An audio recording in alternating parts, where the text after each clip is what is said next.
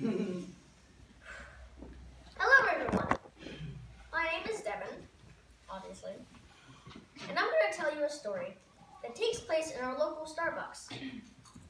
I had a Head Start public speaking assignment to do called the Avery Drill, the point of which is to go to a public place, like a mall or cafe, etc., and you have to recite something, like a poem or like a short paragraph of a book or something like that, along the lines of that.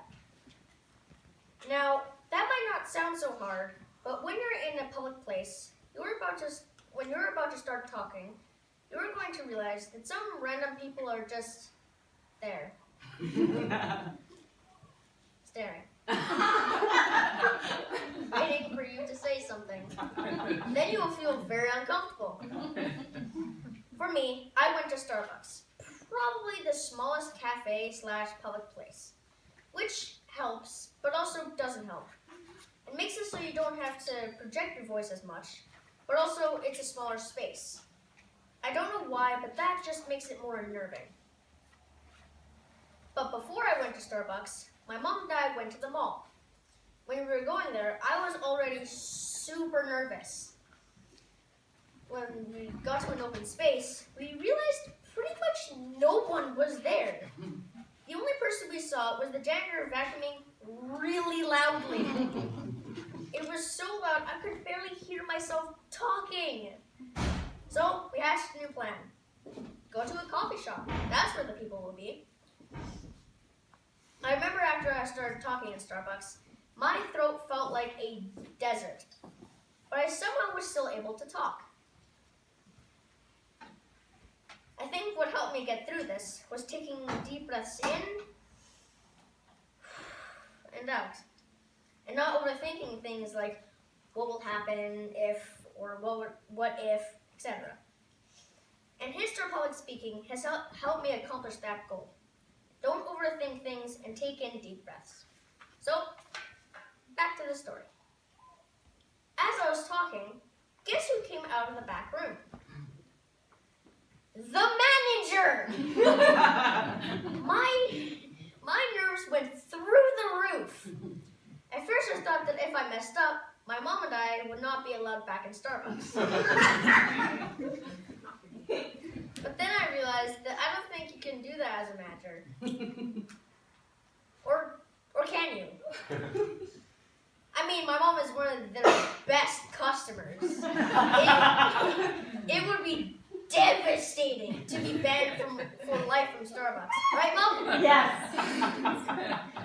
At any rate, I think that was just my fear of the unknown kicking in. Luckily, I didn't slip up as much as I thought I would. Sorry. After I was done, everyone that was listening clapped, including the manager. The manager even came up to me afterward and told me that she had to do something similar in college. And she thought that I did very well for my age. I felt very proud of myself that day. And after I got out of Starbucks, I cried. Not in a sad way though, in a relieved and happy personal growth kind of way. I couldn't wait to get home to tell my dad all about it. I recited the poem to him and he got teary-eyed. I rarely see my dad get teary, but he did. It was a touching moment. Then we had ice cream together. The poem I chose to recite was about the war, and I found it to be short, but very powerful. It spoke to me, and I would like to recite it for you today. It's called, Our Brothers We Shall Defend.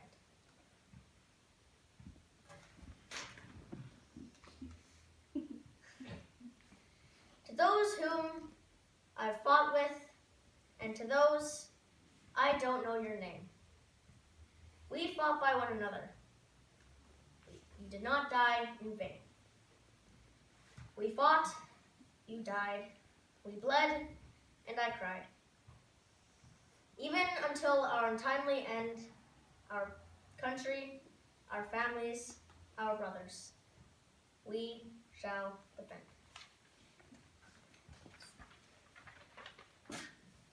So, to conclude my story, I was very nervous at first, and it was like a roller coaster of emotions. And there were a lot of ups and downs. Happy, scared, excited, worried, relieved, and proud. And that ride of emotions, I don't think I will ever do again. Or will I? I actually have a poem that I've written. Would you like to hear it? Yes. Oh, good. That means I don't have to say the next line.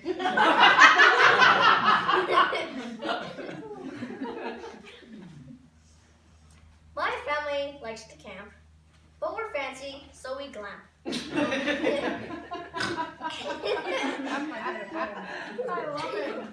Water running from our taps, fluffy blankets for our naps, solar power for our apps, and fancy detailed digital maps. I am looking forward to summer to glamp once more. We even have flush and